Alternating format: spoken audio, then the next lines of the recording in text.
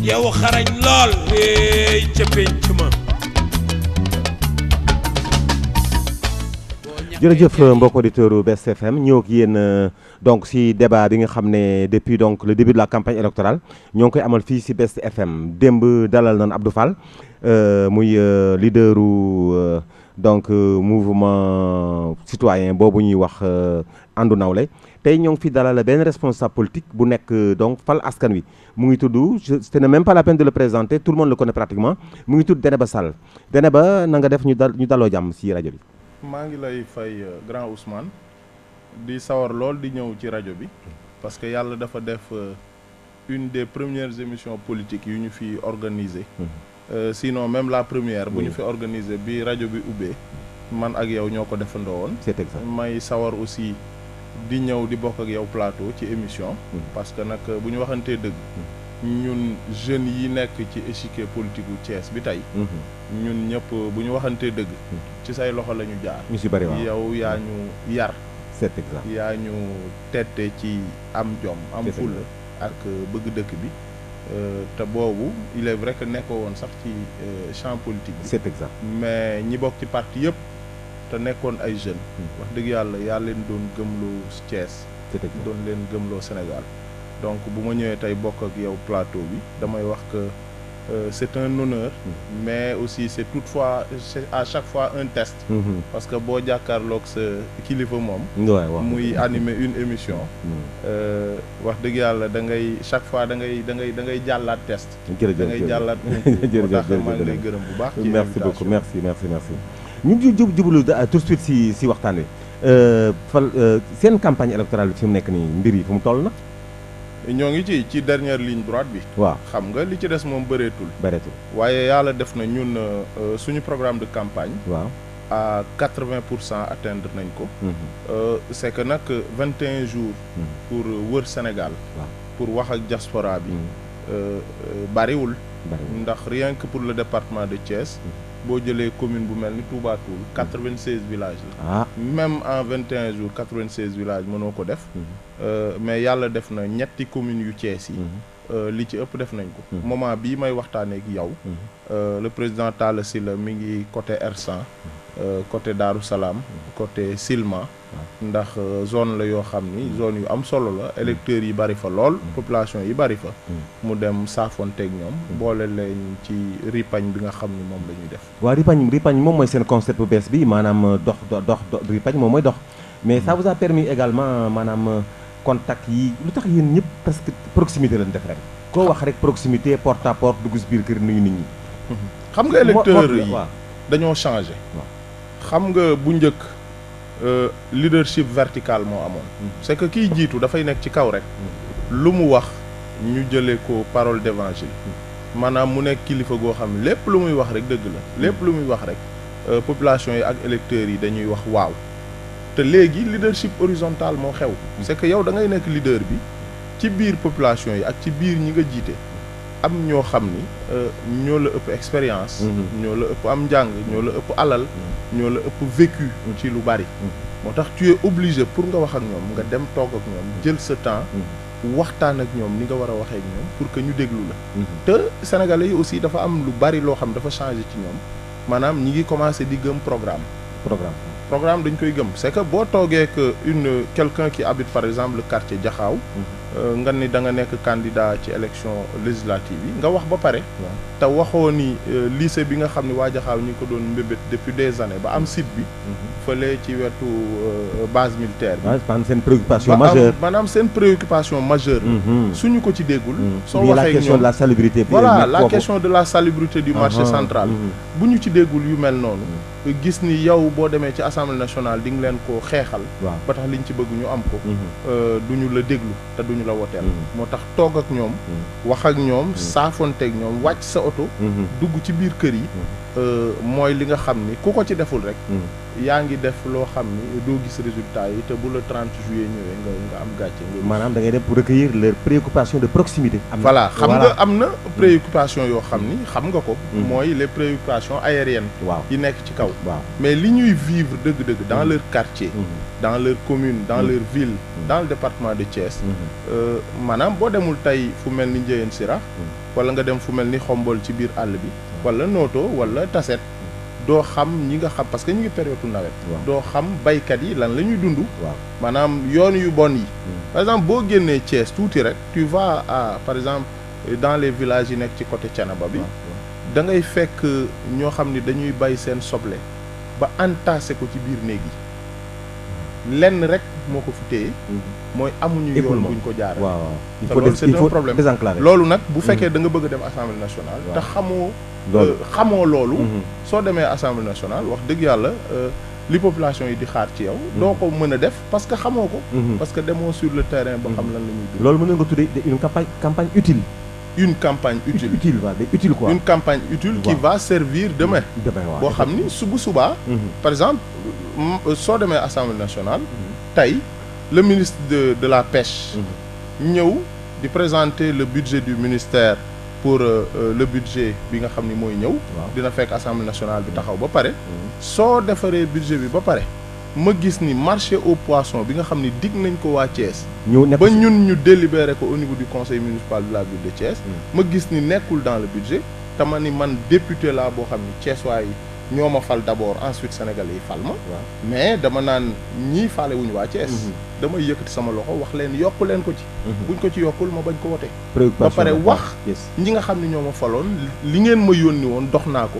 waaye antuwul mais l'essentiel nañu xam ni man toogaay bi ma war a am ci seen wet. ni ma leen war a défendre ni ma war a nekkee seen ndaw parce que ay ndaw lañu. ndaw mooy ku ñu yónni rek. ku ñu yónni moom mënul nekk buur. ku ñu yónni moom vraiment ki ko yónni mooy patron mooy buuram. te loolu nag en réalité mooy rôle député. mais campagne bi ça vous a permis également de vous peser ngeen xool seen bopp fu ngeen toll seen doole nag doole ji demee noonu. xam nga en terme de poids fan ngeen. dañoo làqatu woon. waaw di bàyyi waaw. pendant xam nga fal askan wi bi ñu ko taxawalee léegi 1 an ci lay yem. waaw yàggul ñu nekk ci suuf di liggéey rek. di dajeeg ñu bari ci dëkk bi ñu naan tekkiwu leen dara Talla Sylla yàgg na dem élection gañewu fi dara. Talla Sylla mënul gañe bureau de vote. amul ñaari nit amul kenn. ñu koy wax ku ci wax rek man leen wax dëgg yàlla amuñu kenn de. nekk ci suñu liggéey rek. liggéey boobu nag ñu doon def pendant 1 an. yàlla def aussi ñu am une coalition bu am solo. par exemple APJS c'est un parti politique bu ñu àndal. ñu am APJS bi nga xam ni président Pape Galissar bi nga xam ni inspecteur du trésor la. waaw moo ko jiite. am solo lool. Alliance pour une nouvelle direction. docteur Djibril Sarr de Géoul jiite ko parce que docteur Djibril Sarr aussi dafa am famille fii au quartier Carrière ba pare am ko Lazare am ay nitam yu nekk ci dëkk bi nga xam ni moom parti réew mi la jógee ñëw ànd ak ñun jëf jël ak ñi nga xam ni am nañ leen man mi nga xam ni je me réclame toujours du PDS je me réclame toujours de Karim Wade Ahmed Mbaye mi nga xam ni il se réclame de Karim Wade suñuy niti bopp ak ñeneen ñëw ànd ci ak président Talla Sylla ñu liggéey loolu moo tax suñu première sortie rek ñi ñu gis dañu ne mais ñii fan la ñu jaar ba mbooloo mi topp leen fekk na boobu liggéey bi ñu waroon liggéey au niveau de la base avec les responsables de la base liggéey nañu ko ba pare donc élection bi bu ñëwee da ngay dérouler rek di ñaan yàlla fii ak le 30 juillet liñ ci war a dox yëpp ñu dox ko nga xam ni loolu marée humaine boobu di ñu topp ñu gis ko ci biir urne ñu traduire ko ci biir urne yi parce que élection dafa doy waar ni nga koy gañee ci benn fan wala ci benn minute noonu nga koy ñàkkee ci benn wax wala ci ñaari wax te intoxication yi bari nañu.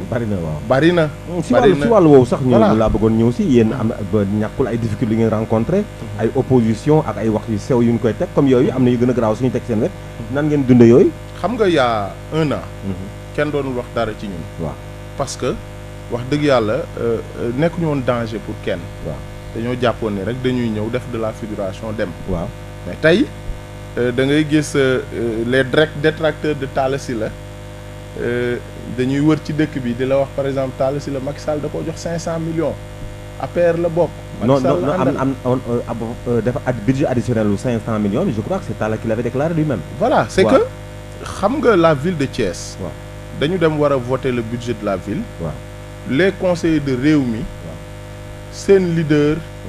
manipuler leen wax ak ñoom ba ni leen bu ngeen demee bu leen voter budget bi. mu doon budget 1 milliard 900 millions. waaw mooy le problème. xam nga budget bu ñu ko voté wul ba délai bi passé. c'est le préfet qui règle le budget et qui le rend exécutoire. donc préfet bi mu defaree budget xam nga budget bu administration defar ak budget bu leader politique bi ak conseil bi defar. xam nga mënul bokkul. moom mu wàññi ci 500 millions. maanaam au lieu de 1 milliard 900 millions. moom mu def un budget de 1 milliard 400 millions. Le préfet. Talla Sylla a saisi le Premier ministre. a saisi le ministre des Finances, le ministre du budget. wax leen li ngeen wàññi ci budget Thiès su ngeen ko wàññee dëkk bi kenn mënu ko doxal ci 1 milliard 400 millions. donc état bi consentir un fonds de concours spécial de 500 millions.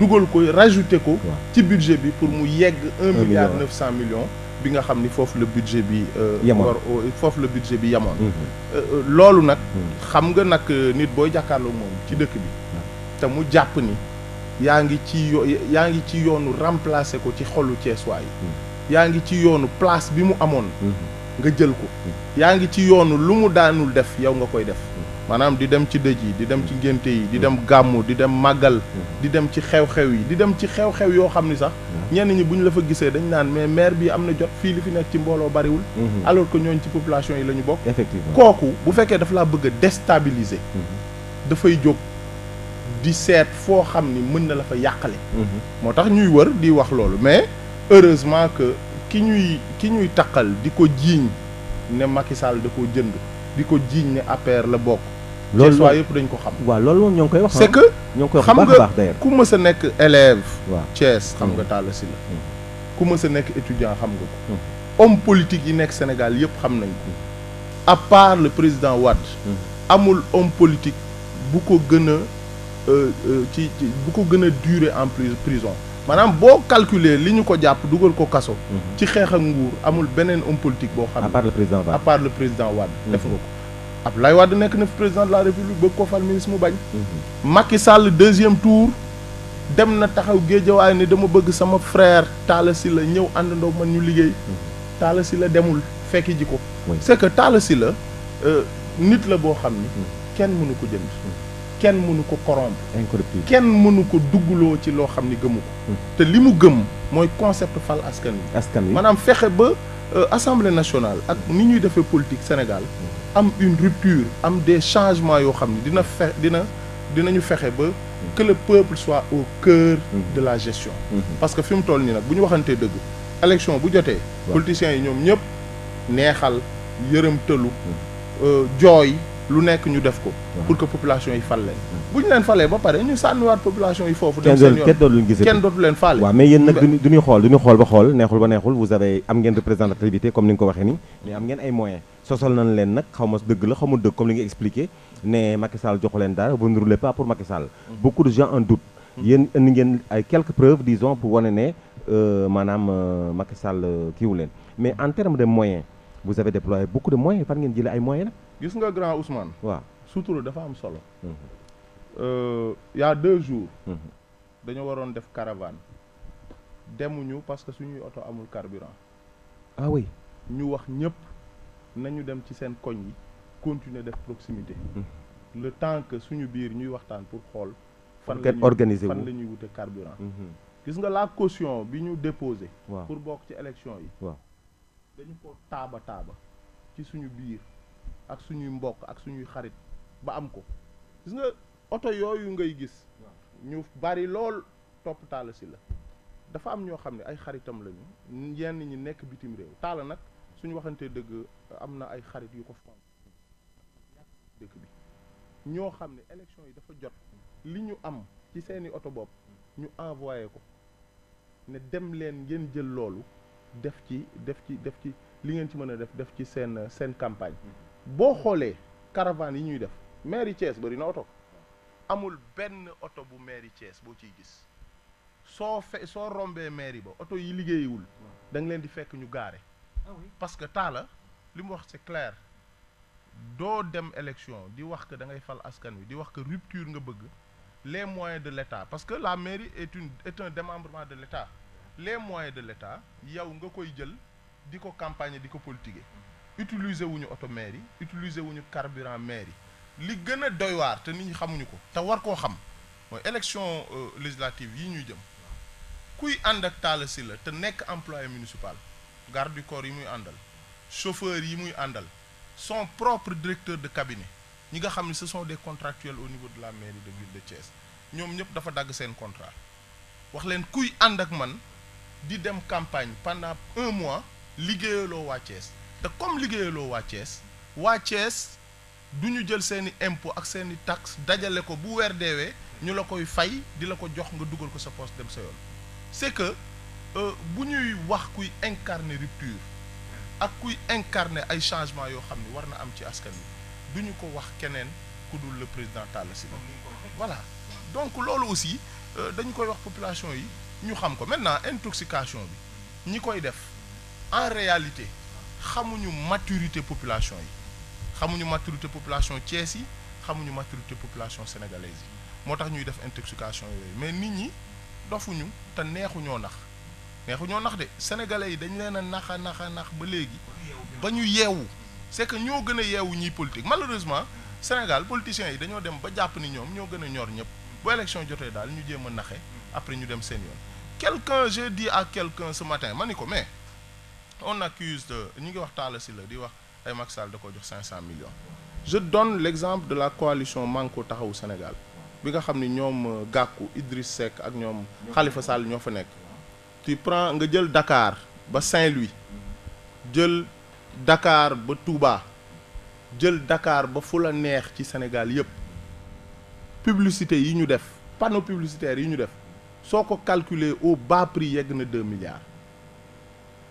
parce que nag dëkk boo romb muy ab collectivité locale ab mairie mais da ngay fay te panneau publicitaire yooyu du par jour ngay fay te li ngay fay du affaire u caaxaan xam nga kuy yëngu ci milieu commercial bi ak collectivité locale yi xam nga lu xew moo tax bu élection yi jeexee premier audit bi ñuy def à Thiès mooy xam dem ci perception municipale ñu génneel ñu kayit yi ñu seet ndax seen panneau publicitaire yi muy ñoom di Benno Bokk Yaakaar parce que boo seetloo ñun à notre niveau amuñu lu ñu defaree panneau yooyu ñun waa fal askan wi c'est que amuñu moyens yu ñu ko defaree beneen bi dañoo opter pour que muy buntu kër jàmbur bu ñu peinture ba mu normal place publique yi nga xam ni dañu koy defar ba mu normal nuñ ko kii panneau de signalisation yi nekk ci dëkk bi ñun fal askan wi kenn du gis suñu posteeru leader Talla Sylla wala posteeru beneen candidat bu fal askan wi ñu taf ko fa parce que la campagne c'est 21 jours après élection bi ñëw en 1 mois lépp jeex nga war fee nekk di defaraat dëkk bi lu nekk nga dugg ci loolu moom vraiment du loo xam ni coalition fal askan wi lañ koy def parce que nañu bëgg daal ni ñuy defee politique bi Sénégal ñu changé donc incarner la rupture quoi au niveau de fal askan wi Dieynaba Sall dana am na luy xajam seen diggante ak conseil constitutionnel wala xaw ma kan ngeen koy jiiñ de photo Talla Sylla bi newoon na ko def spectacle yi xam yéen ngeen ne da ngeen bëgg a def photo tête de liste ba noppi def photo ñun leen déet vous criez sur les toits ne injustice loolu nu mu demee loolu xam nga panique bi may wax waaw moo jàpp nguuru Sénégal waaw mais est-ce que loolu ngeen bëgg a def est-ce que yoon la wala du yoon non c'est que waaw xam nga waaw le code est clair waaw constitution du Sénégal dafa leer waaw c'est que dañu ne booy dem élection législative président de la République bi nga xam ni dafay incarner institution bi waaw bu ko kenn gis ñu def ko symbole d'accord ci benn liste d'accord xam nga loolu la ñu bind waaw mais binduñu ni ku nekk maire mënoo nekk symbole ba pare boo jëlee le dictionnaire xam nga du ma la jàngal au contraire yow yaa may jàngal boo jëlee le dictionnaire ci biir dañu ne benn nit mën na incarner idée boo xam ni mën nañ ko jël def ko moom nit ki symbole l'idée de fal askan wi est incarnée au premier chef en premier lieu par le leader le symbole Talla Sylla ba pare fi ñu war a jaar yëpp dañ faa jaar jalgati wu ñu yoon benn yoon dem defar joxe suñu caution ñu jël déposer suñu liste ñu jël jox ñu këyit ne ñu jël nañ ko joxaat ñu këyit ne ñu seen liste bi baax na ñu dem ci arbitrage pour joxe ay couleur ñun suñu couleur vert blanc la mooy suñu couleur normale am keneen ku ñu jiitu jël ko ñu changé jël couleur rouge total am ay écriture blanche ak ay traits yu weex ñu d'accord ñu ni jël nañu Talla Sylla comme symbole parce que arbitrage lay doon coalition yëpp 47 coalitions yi dañuy toog devant la direction générale des élections bi ñu defee arbitrage bi ba pare ñëpp toog bi ñu yegsee ci mandataire u coalition Fal Askan Wi muy Youssou Diop ñu ko lan mooy seen symbole mu génne ko ne photo Talla Sylla bii mooy coalition Fal Askan Wi gaayam bis dal non ñu ni d'accord ñu ni d'accord parti politique yi fa nekk d'accord la direction générale des élections d'accord ñu dem ba délai bi passé maanaam 20 jours après ñu bind ko ne ko choisiral leneen may nañ la 2 jours pour nga tànn leneen sa photo Talla Sylla ñu bind mandataire bi ne ko photo Talla Sylla mënul nekk warul figurer mënul nekk symbole te binduñu ban article moo wax mënul nekk binduñu fan la ñu wax ni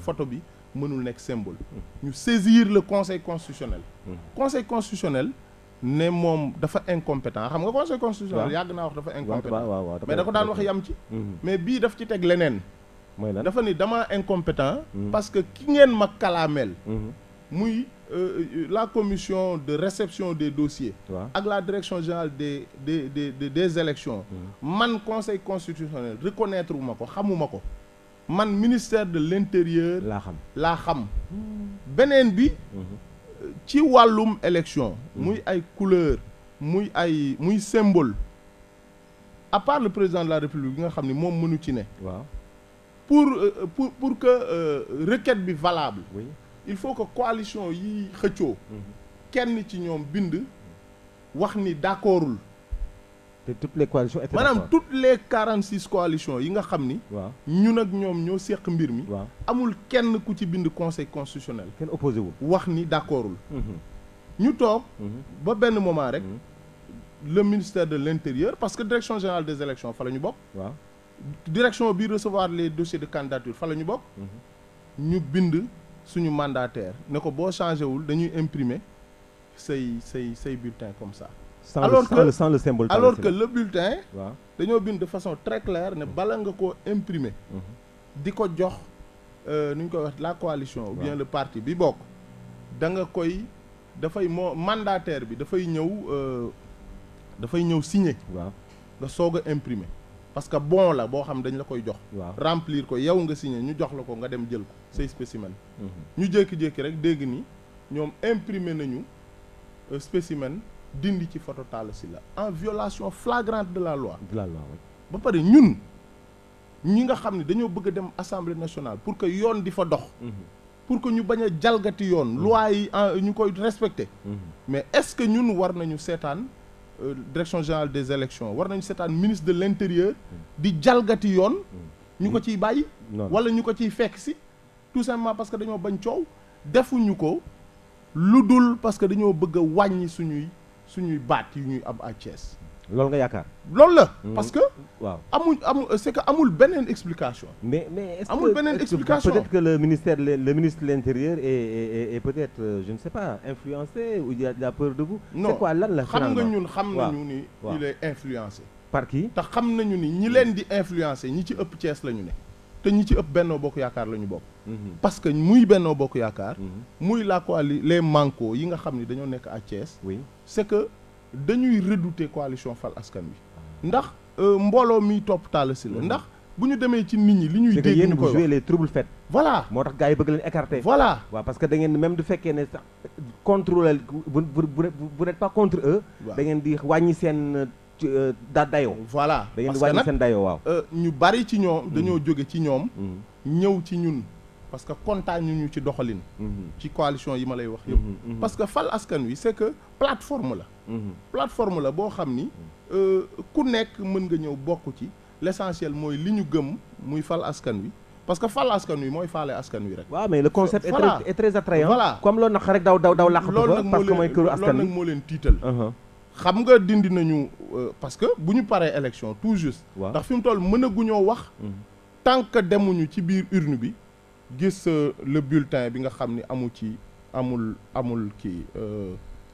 amul symbole bi muy Talla Sylla. tax bu ñu ko gisul bu ñu paree élection. dañ leen di yóbbu ci yoon. yoon àtte ñu ak ñoom. parce que ñun. du ñu wax ak population yi. am une coalition am de véritables chances d'avoir une majorité. ñu ñuy def ay cloche-pied. di ñu yàqal tout simplement parce que dañoo ragal ñu am un certain nombre de députés. loolu du ñu ko seetaan. dañoo interpeller woon état du Sénégal. interpeller le ministre de l'intérieur wax ko na génne suñu ay spécimens yu photo Talla Sylla ne. est-ce que vous n'avez pas par exemple mis en place benn politique boo xam ne pour inverser la tendance à part la communication pour nit ñi xam ne dañoo dindi maanaam symbole Talla Sylla mais war na si nekk est-ce que. c'est que la seule chance bi ñu am. waaw ñun. waaw mooy suñu bulletin. waaw moo ci nekk rouge totalement. dafa rouge. am na yeneen bulletin yu am rouge. Talla ngi nii. voilà. Talla ngi nii Talla bii la ñu dindi. waaw Talla bii la ñu dindi. Talla bii la ñu dindi. voilà Talla bi la ñu dindi. jour yéen ni ngeen bëggoon mu mel. voilà ñoom ñu dindi Talla bàyyi ci photo sëñ Saliou Bousso. mi nga xam ni mooy tête de liste nationale xam nga Talla Sylla pouvait être tête de liste nationale. waaw mënoon na ko ndax ñun nag. bu deewee ba dee xanaa kay dinañu am benn député. waaw xam nga benn député moom wax dëgg yàlla mën nañ koo am. vraiment ndax mbooloo mi ñu yor mën nañoo am benn député. waaw Talla moo doon defar liste yi. bu defoon boppam tête de liste nationale il devient député mais li mu wax c'est clair waa Thiès ñoo ma fal. depuis 2014 ma nekk seen maire. waaw may dem ci ngénte yi di dem ci dëj yi di leen demal fépp di leen teewal di leen taxawal. non moom kat waaye kii moo ko fa Idriss Seck non loolu ay waxi c'est même pas républicain de dire que loolu ñoo xam ne suffrage lañ leen di fale même si le suffrage est indirect di ko wax parce que man ci ñi fal Talla Sylla laa bokk ndax je suis conseiller municipal ca biir salle ba laa ko fale fale wu ma ko cyber campus bu Idriss Seck parce que man du ma fa dem ndax bokkuma fa donc man ci ñi ko fal laa bokk mais bulletin bi daal li ci am solo mooy rouge la globalement lépp rouge moo am ay écriture yu weex ñu bind ci fal askan wi ba pare mu am ay traits yu weex waaw tur yi nekk ci c'est vrai que ñi ngi ñuy jéem a handicapé mais daal loolu moo nekk ci bulletin bi ñëpp nañu ko gisee léegi dañuy xool par exemple seen adversaires yi par exemple fii ñu ki si gën a ki yore pouvoir local bi quoi qui vous battez pour le contrôle de la ville même le président Macky Sall dafa waxoon temps yi ne passe sax ne Thiès est un enjeu pour moom le président Macky Sall c'est-à-dire doo xoolee direction bi muy xool Idriss Seck moom mooy problème am yéen Idriss Seck seen problème la est-ce que ñun xam nga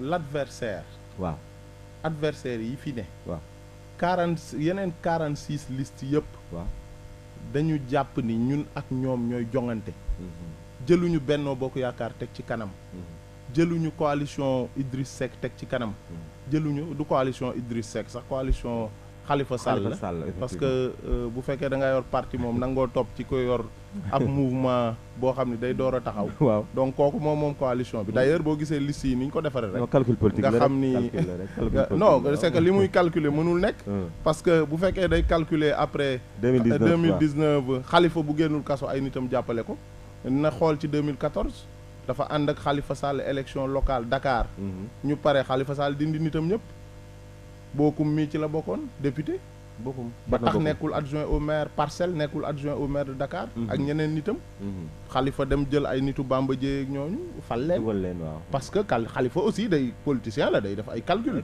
danaan Idriss Seck mi sama adversaire direct la dama koy anéantir Dakar ba du tolloog man doole mais lenn moom mën naa koo assurer waaw Khalifa Sall ne soutiendra jamais Idriss Seck pour une élection présidentielle du ko def. il partage le même désir d'ailleurs. voilà Khalifa dafa bëgg a nekk moom. voilà kii moom tam mu bëgg a nekk daal. voilà ñoom ñaar ku ci nekk léegi dañuy xool doole yi fii si biir Thiès ma gis naa Idriss Seck mu doxantu bi xaw a yaraax tuuti gis naa la ngeen dox gis naa ñeneen doxantu doo doon évaluer les forces en présence force et faiblesse yow lan ngay wax gannaaw par exemple yéen sa adversaire xam foog nga xool leen. waaw xool nañ leen. waaw xam nga politique stratégie la. waaw. ba pare kii bi mbooloo mi communication la. ak moyen aussi ñoom tamit. communication la ils ont beaucoup de moyens. parce que bu ñu waxantee dëgg. dañoo jël alalu maire yi ak patrimoine maire yi di ko campagner ndax boo demee ci seen caravane yi. da ngay gis oto maire nord bi nga xam ni population yi ñoo ko moom. taxaw oto maire est taxaw. oto maire ouest taxaw.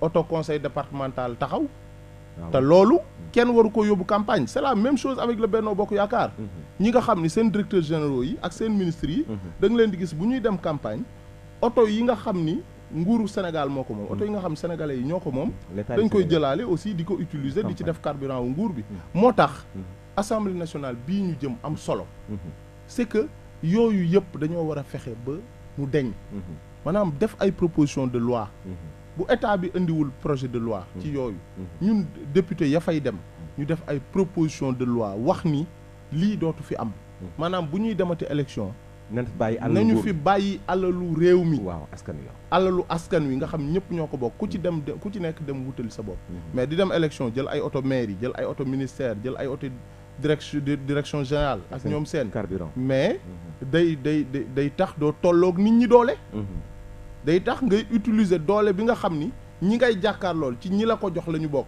mais di leen ko xeexe pour mën leen a raw yooyu yëpp aussi dañ ci war a jóg ba nga xam ni dootul amati mais daal ñun mën nañoo fëgg suñu dënn globalement wax ni ci coalition yi fi nekk ñun ñoo ci laalul alalu mairie ñun ñoo ci laalul alalu partie des coalitions les plus propres en tout cas voilà loolu moom leer na waaw léegi nag ñu waxtaan tuuti si les élections législatives au niveau national mu bari na coow day jëm nag surtout si affaire carte yi affaire carte yi moom ñii nañ ne dañ koo nëbb ñii ne doy na waar daal en tout cas j'ai lu le ministre de la sécurité publique de l'intérieur tey suba nee na au moins 30% des cartes ne seront pas distribuées kooku wax na il l'a reconnu moom j'ai lu ça xam nga organisation élection waaw ci responsabilité état la nekk waaw ci responsabilité président de la république la ne waaw parce que moom la ñu fal pour mu organiser ko xam nga si la Sénat est indépendante et elle est autonome waaw mais budget Sénat waaw mais ministère des finances député yi ñoo koy voté mu jaar ministère des finances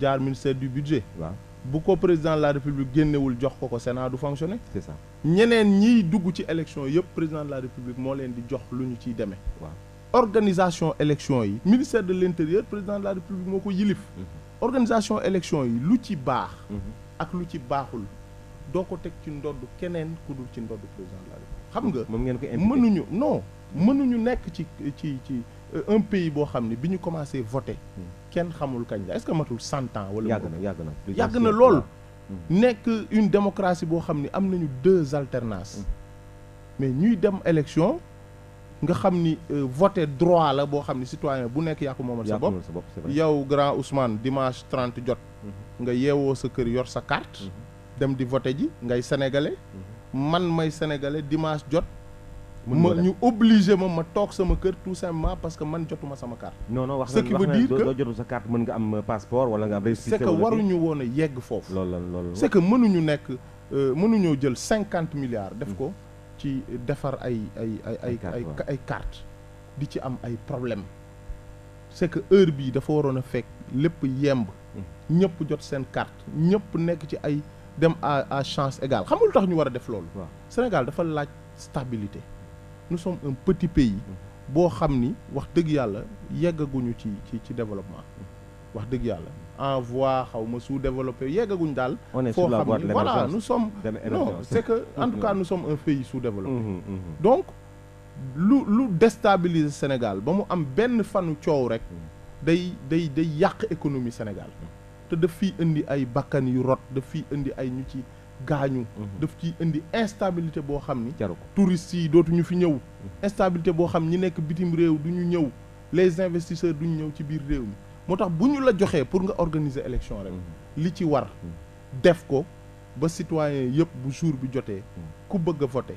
jóg dem voter ji ki ñu woteel sànnil ko carte yi ëpp moom mu gagné falu mais la mouvance présidentielle ñoom pourtant indi nañ tontu si loolu dañ wax ne yéen opposants yi yéen kenn xamul lan ngeen bëgg yéen da ngeen waxoon par exemple ne da ngeen a bëgg a daw voté bi parce que xam ngeen ne jekku nañ leen ñoom loolu lañ wax parce que wax nañ leen ne honnêtement ne 30% des cartes kenn du ko mën retirer am na donc ñu bari ñoo xam ne duñu am carte mais loolu teg nañ indi nañu ay pexe nee nañu récépissé baax na passeport baax na permis de conduire baax na loolu yëpp baax na waaw mais loolu kay ku la ko indil nag nga mën a d'accord nag kon kay baax na mën naa xam nga grand Ousmane élection bii ñu jëm waaw du élection président de la république waaw Macky Sall bokk ci effectivement du élection bu ñu koy fale du élection bu ñu koy wàccee ñun par exemple wutuñu ay député wutuñu majorité assemblée nationale pour bloquer le pays wutuñu majorité à l'assemblée nationale pour venger wu wutuñu majorité à l'assemblée nationale pour xeex dañu koy wut pour que rupture am fa pour que président de la république bu indee projet de loi bu normal ñu jàppale ko ci pour que action wu gouvernement bi ñu koy contrôler ak leneen c'est que ñun bokkuñu ci opposition bi nga xam ni dañuy jóg di sànni xeer di xeex parce que dañoo contre président wala dañuy xeex ak moom xam nga ñun ban opposition lañu soo defee luy dëgg ñun la yaa ngi ci dëgg soo defee lu dul dëgg ñun la nekkoo ci dëgg lii ñu nekk nii ni carte nit ñi tardé ba jotuñu ci nekkuñu ci dëgg te booy imputer responsabilité bi da nga koy doo ko imputer ki ñu nommé da nga koy imputer ki ñu élire le ministre de l'intérieur n'a pas été élu dañ ko nommé ki ko nommé mooy président de la république bi nga xam ni sénégalais yi dañ koo fal ne ko dénk nañ la suñu réew pour nga doxal dénk nañ la suñu réew pour aussi bu ñu demee élection nga organiser ñu ko ba élection yu mucc ayib jaar yoon ñi war a voter ki war a gagner ñi ñu gagné félicité ñi ñu gagné. waaw mais yéen da ngeen vous voulez instaurer la rupture loolu la. waaw mais nan ngeen bëgg a instaurer la rupture ba noppi indi ay c'est-à-dire blocage. parce que am lu ngeen taxawee noo xam day indi blocage finalement. non c'est que indi wuñu blocage c'est que dafa am leneen lu am. waaw gis nga bu ñu demee ci période électorale. waaw xam nga président de la république yoon da ko jox ay sañ-sañ. waaw yoo xam ni moom rek la ko jox. ba mu am doole lool. mais dafa am mbir yi fu muy toll. il faut être consensuel.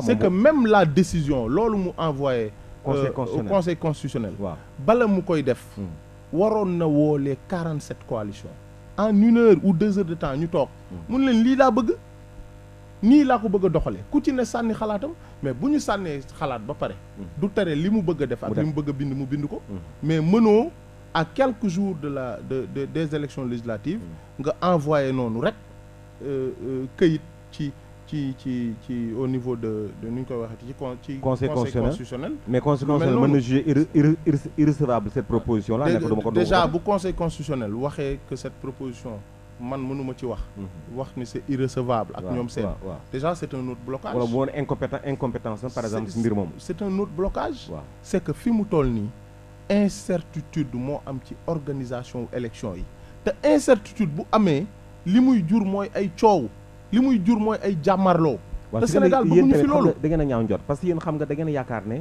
opposants yi bari dégg naa leen na nar a frauder rétention de carte ay cartes ñu joxe sa ay kër même fii dans certaines émissions dégg naa benn maire bu nekk ban koñ quand le gars a besoin de sa carte dafa ñëw wax ko mu génn benn leket tànn génn carte daan dem jox ko loolu xam nga tegul ci yoon waaw ñu ne yooyu daal opposition bi moo tax ñu ñaaw njort moo tax lu ci am da nga koy organiser yoon bi mu war a jaar mu jaar fa pour que bu ñuy départ le 30 juillet ci suba gi ñëpp xam ni ñëpp a tolloo ay chance et nit ñi bu ñuy jonganteeg yow di sentir ni ci am na foo xam ni yaa ngi leen fay bëgg a dugal am na foo leen di bëgg a naxe ñeneen ñi aussi dañuy politique te loolu day indi ay coow c'est que man est-ce xam nga grand Ousmane élection bi xam nga intéressé na ma élection législative waaw mais jàmmu Sénégal ñun waa Fal Askan moo leen gënal moo ñu gënal parce que xam ku ñun Sénégal li tax affaire u jàmm buñ koy wax kenn du ci sax prêter attention mooy que ci jàmm la ñu mës a ne waaw mais ku dem ci réew yi nga xam ni jàmm amu foo amu fa di nga xam ni lu am rek jàmm moo ko gën lu am rek jàmm moo ko gën léegi si loolu sax seetlu nañ ne maître Abdoulaye Wade am na benn ndaje de benn contestation mu woote woon tey mais malheureusement la police a dispersé ay manifestants fa amoon mujj am wootee maître Abdoulaye Wade boobu pour que Sénégalais yëpp jot seen carte ak tere bi nga xamante préfet de Dakar tere na ko ban jàngat ngeen seen yéen au niveau de c'est que ñàkk waxtaan moo ko indi xam nga Wade est tête de liste waaw Abdoulaye Wade d'une coalition mu nekk fa tête de liste am ñeneen ñu nekk tête de liste feneen bu président de la république woote woon waxtaan président Wade ne demuma ci waxtaan bi Sénégal yëpp ci kawam la ñuy dal mais tey jii Sénégal yëpp dañ koy jox dëgg parce que kenn waxtaanul bien que ñun coalition Fal Askan Wi wax dëgg yàlla ñu ngi suñu campagne parce que nag ñun li daloon opposition bi en élection présidentielle 2012. avec Macky Sall. ñu dajaloo ñoom ñëpp place de l'Obélisque. Macky Sall génn bàyyi leen fa. rocceeku dem ba tax mu gagné élection présidentielle ñun erreur boobu duñ ko def. ñun duñu dem toog place de l'Obélisque wala di marche di wuti ministère de l'intérieur pendant ce temps-là. waa Benno Bokk Yaakaar ak ñeneen di jaar ci suuf di dem di wax ak électeurs yi. dañuy dem waxi jéeg électeurs yi. dañuy dem wax ak ñoom suñu coalition ci loolu la ñuy def. maintenant nag irrégularité yi ñu wax ko. parce que ñun nag mbir mi bu jaarul ci yoon dañu naan jaarul ci yoon. te jaarul ci yoon nag c'est ça la vérité. Abdoulaye Wade nag. C'est une personnalité à sécuriser. Personnalité la boo xam ne ci Sénégal. dañ ko war a c'est un ancien président de la République. dañ ko war a sécuriser dañ ko war a protéger. dañ ko war a ormal. dañ ko war a jox cëram. ba mu mat sëkk. dañ ko war a ni ñu ko war a taxawoo daal. ñu taxawoo ko. fexe daal ba réew mi jàmm rek di fi am. parce que jàmm rek mooy dëgg leneen lu dul jàmm du dëgg. Dieynaba Sall dese nañu fukki minutes ak juróom waxtaan dama bëggoon thème de campagne maanaam fal askan wi. askan wi déjà c'est déjà très évocateur moom. parce que dafa renfermer lépp askan wi moom mooy askan wi daal vraiment.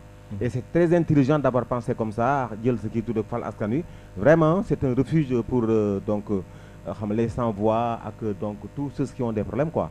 léegi yéen seen thème de campagne yéen développé. xanaa seetluwoo dara grand Ousmane. boo xoolee coalition yi turu askan wi ne. bari na de. fi mu nekk nii. waaw. bari na boo xoolee coalition yi am. ci 47 yi. askan c'est le peuple. di nga voilà c'est le peuple. di nga gis ñu bien que nag. ñun ñooy précurseurs yi.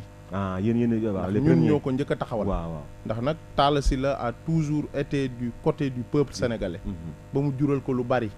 ba mu tax amul benn privilège politique. parce que dafa bàyyi privilège yi tànn dem nekk ci côté peuple sénégalais bi ci côté askan wi. donc ñu bari nag tey ñu ngi ciy fekk si. waaye nag ñun ñooy jinax bi njëkk a génn. waaw ñeneen ñi ñëw ñëpp. dañ naan beneen ñëw na. mais bu mag bi moom. mooy bi njëkk a génn. yéen la mooy fal askan wi. fal askan wi mooy faale askan wi. mooy jël askan wi. xam nga askan wi yëpp mënuñoo dem toog assemblée nationale. mais nga jël ci pàcc yëpp ci biir askan wi maanaam ñi ñu wóolu. nga yóbbu leen assemblée nationale. boo duggee ci suñu biir liste. je donne un exemple da ngay gis ñi ñuy woowee albinos ñi ñuy woowee puune. am na ci. nga xam ni bu élection jotaan. ñu ci bëri ci ñoom dañuy dem làqatu ji wut fu ñu dugg. parce que dafa am nit ñu bon nit ñoo xam ni. waaw du ñu hésiter pour am pouvoir. di sacrifier ay nit. waaw di leen wër. di leen jéem a sacrifier. ñun suñu liste am na ci loolu. am ñeneen ñoo xam ne Sénégal ñu bëri dañ leen di xeeb. mooy li ñuy wax les personnes vivant avec un handicap. mooy waay laago yi. waaw nga gis ci am ci ñu bëri je prends l'exemple de Amary Thiam. je prends l'exemple de Aliou Traoré. nga gis leen. ñu nekk ay handicapés. nekk ci liste fal askan wi. nga gis les femmes de développement bëri ci lool. la deuxième sur la liste nationale. nekkoon maire bu commune Thiès Ouest muy Maïmouna Dieng. nekk femme de développement. nga gis Mariama Dem bu nekkoon Radi nekk colistière u Talla Sylla dans le département de Thiès. nga gis ku mel ni Fagay nekkaat ci liste départementale bi. nga gis ay sëriñ. maanaam tête de liste nationale bi Mbacké la dëkk. sëñ Saliou Bousso. waaw même loolu sax man xawoon na maa jaaxal. waaw vraiment. non c'est que le choix porté sur. sur sëñ Saliou un marabout qui habite Mbacké ak yu demee noonu. déjà c'est un marabout. waaw qui accompagne Talla Sylla depuis très longtemps. ba pare am fidélité. ba pare nekk nit ku baax. nekk nit ku yaru. ba pare bërki démb la ñu jóge Mbacké. wane na li tax ñu def ko tête de liste nationale. am na doole politique. parce que nag bi ñu demee Mbacké. def nañu caravane def nañu rassemblement. waaye la ñu fa gis dal nañu suñu xel. parce que Mbacké nag bu ñu waxantee dëgg mosuñoo am député. waaw oui gars yi dañ leen daan kii rek di fal ñeneen. mais bu ñu amee koo xam ni. am na 95% de chance bu accident sauf accident. bu amul. pour nekk député dem assemblée nationale. ñoom suñu ko amee dañoo war a jóg jàppale ko dañ ko war a woteel. te loolu gis ngeen ko foofu ba ngeen dem. gis nañ ko foofu. te loolu vraiment lu dal suñu xel la. lu dal suñu xel lu am solo la. jërëjëf Dieynaba Sall xam naa ne li ñu des ci ay minutes bariwul dama bëggoon rek laajaat tuuti un tout petit peu ndax xatu leen biir Thiès quoi entre de grandes coalitions qui ont beaucoup de moyens ak yéen Talla Sylla qui est plus ou moins contesté par souvent le Rewmi surtout.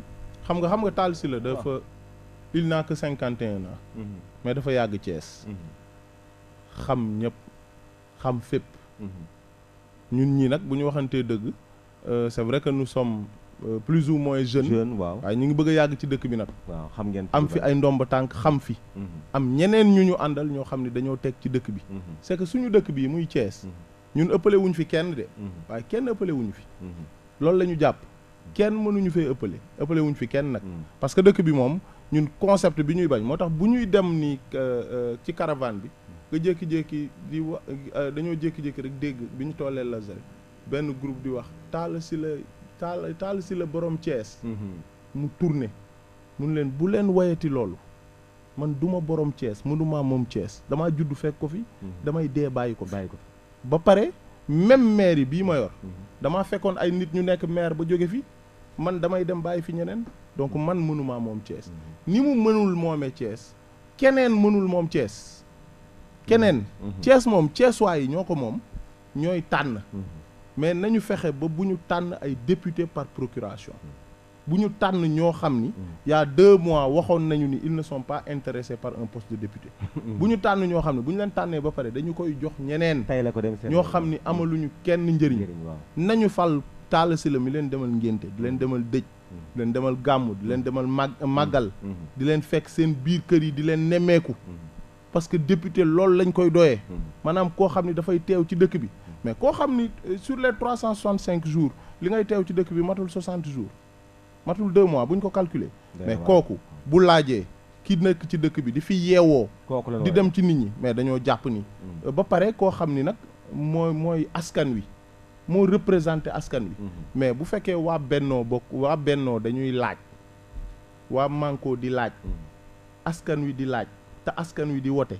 askan wi la ñuy wote la ñu war a jox waaw la ñuy jox mais nag am na benn mbir bu xaw a doy waar seetlu na ne instabilité dafa am au niveau des partis politiques nit ñi da leen di jënd souvent ñu génn mais c'est bizarre on achète les gens ñu jóge fii léegi dem fii sans aucune pudeur waaw parce que c'est que achat de conscience yooyu waaw loolu moom c'est que dañoo war a déjà changer mentalité yi ensuite di fal ay nit ñu am pudeur ay nit ñu bëgg réew mi xam nga nguur dafa doy waar muy maire di président conseil départemental di ministre di président de la république c'est que dafa am position boo fa nekkee soo bëggee def lu jubul soo bëggee jënd ay nit ñi gën a nooy bopp ñi gën a ñàkk gëm seen bopp jënd leen dafay yomb ñu gën a bëgg xaalis parce que ñàkk gëm sa bopp ñàkk ngor ak yu demee noonu mooy tax ñu lay mën a jënd mais bu fekkee nit ki dafay wut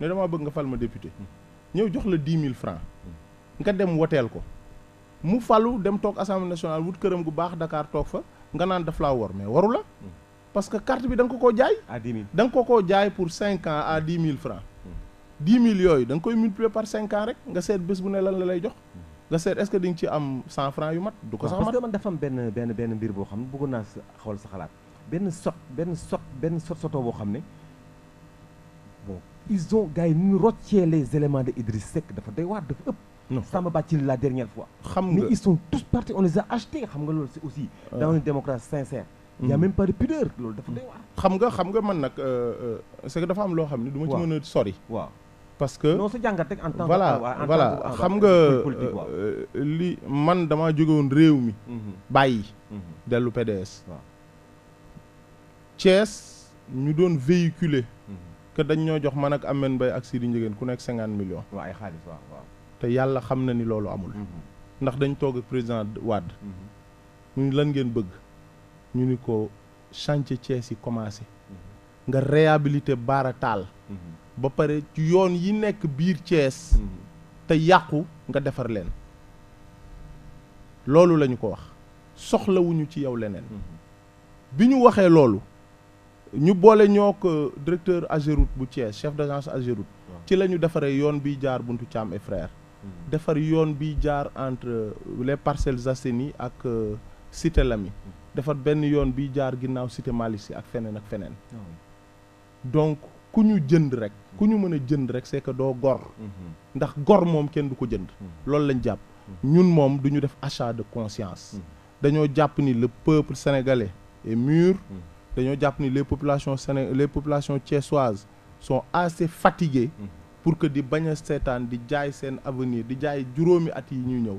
ci 5 000 francs wala 10 000 te nag njënd mi du ci ñi nekk au pouvoir kese même ñi nekk ndax opposition Sénégal bi dafa am ñu ci nekk am une richesse inexplicable boo xam kenn mënu ko expliquer ñoom aussi dañu koy defaale te loolu aussi ni ñuy waxee pouvoir bi nañu leen ko waxaale ñoom ñun nag dañoo amul sax lu ñu def carburant suñuy oto wala lu ñu def crédit suñuy téléphone ba mu doy bay jënd kenn ku ñu woteel daal dang ñuy woteel parce que li ñu la wax convaincre askan wi ndax ñun ñooy askan wi ñun ñooy askan wi suñu liste bu ñu demee député bu ñu demee assemblée nationale mel na ni 14 millions de sénégalais yi ou plus ñoom ñëpp ñoo dem teew fa kon daal yéen Fal Askan Wi optimiste ngeen par rapport d'ici au soir du 30 juillet. Très optimiste. Très optimiste. Ils essaient de nous mettre des bâtons dans les roues seetlu nañ ko. mais nous sommes optimistes. li ci war dans la communication. dinañ ko def. leneen li. parce que bu élection passée élection législative yi. redistribution des cartes. day am fii ci Sénégal. ci politique bi. day am. te da ngeen di bokk. te ñun kenn mënuñoo teree bokk. ñun Fal Askan Wi. kenn mënuñoo teree bokk ci redistribution des cartes. Il y a aucun doute sur votre représentativité votre poids électoral amul benn problème. yii am na. te yu amul benn problème. aucun doute sur notre représentativité. aucun doute sur le fait que nous ne sommes pas avec Macky Sall. avec l'APR ou avec le Benno. aucun doute que nous ne sommes pas avec cette opposition là. C'est vrai. suñu voix wu bopp. Vous êtes une voix atypique. Nous sommes une voix atypique. Une voix à part, la voix du peuple sénégalais. baatu askan wi ñun la. Le mot de la fin. Le mot de la fin bi mooy di ñaaxaat population wu Thiès yi. surtout que nañu ànd ak seen xel. marchand d'illusion yi leen di nax. bu ñu leen dégloo ba pare. nañu bàyyi bu ñu duggee ci mbaj gàcce gi le 30 juillet. ñu dem voteel la liste de la coalition Fal Askan Wi dirigée par le président Talla Sylla. jërëjëf mbokk auditeur BS FM kon bokk suñu débat bi tey fii la yem ñu doon dalal Dieynaba Sall di responsable politique di bokk ci dirigeant yi Fal Askan Wi ma di leen gërëm di leen sant di leen jox daje incha allah suba pour beneen numéro jërëjëf. Je jure de remplir fidèlement la charge de président de la République du Sénégal.